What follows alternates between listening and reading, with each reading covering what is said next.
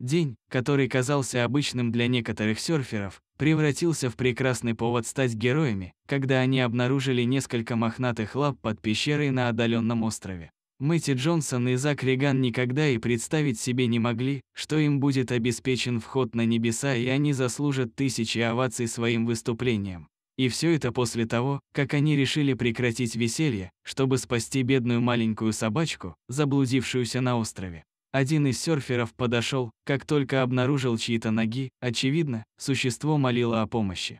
Пара молодых людей гонялась за волнами на тропинке недалеко от Хуан-де-Фука, расположенного на острове в Ванкувере, Британская Колумбия, Канада, когда они заметили присутствие существа, которое, казалось, вышло из пещеры на этом одиноком острове. Просто взглянув на пещеры, когда мы проходили мимо, я увидел, как оттуда торчат загорелые ноги, всего лишь мельком, и подумал: «А, это похоже на животное», — заявил Зак Риган.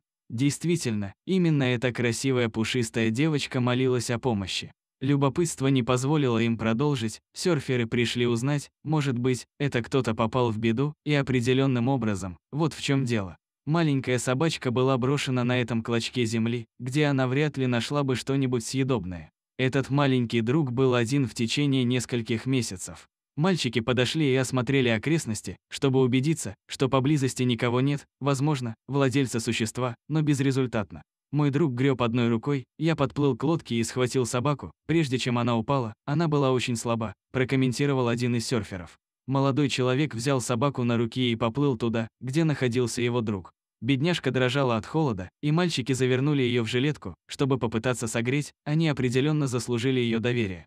Друзья решили забрать ее с собой домой, так как кому-либо было бы трудно найти ее на этом участке тропы. Район, в котором она была найдена, находился на одном из самых труднодоступных участков тропы Хуана-де-Фука. Эта маленькая собачка умерла бы там, мы спасли ее, прокомментировали они. Судьба пушистой девочки была бы роковой, если бы не чудесное появление этих героев. Мальчики связались с Ram Animal Rescue, ассоциацией, которая объединяет домашних животных с их владельцами, чтобы они могли поделиться историей собаки, которую они сами решили назвать Шеги Мэгги. После того, как дело попало в эфир национального телевидения, представителю фонда Лесли Стивсу позвонили. Оказывается, у Шеги действительно была хозяйка, и ее настоящее имя было Стелла.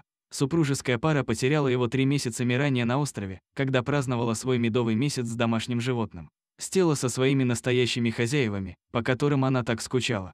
Организация координировала встречу выпускников, и только до этого момента они могли убедиться, что все, что они сказали по телефону, было правдой, поскольку реакция Стеллы, когда она увидела их, рассеяла все сомнения. Она обрадовалась, как только увидела их. Я просто пытаюсь понять, как она выжила так долго. Я думаю, это история, которую может рассказать только она, сказал Зак Риган. Эта собака выжила чудом, ее судьба определенно на стороне этой пары, которая, несмотря на прошедшие месяцы, не потеряла надежды снова обнять ее. Щедрые сердца Мэтти Джонсона и Зака Ригана также сыграли свою роль в этом счастливом финале, и, хотя это было маловероятно, Стелла вернулась домой. Будем надеяться, что отныне Стелле никогда не придется переживать боль от потери из виду своей семьи. Этой собаке более чем повезло, и если для собак существуют ангелы-хранители, то у нее должно быть все самое лучшее.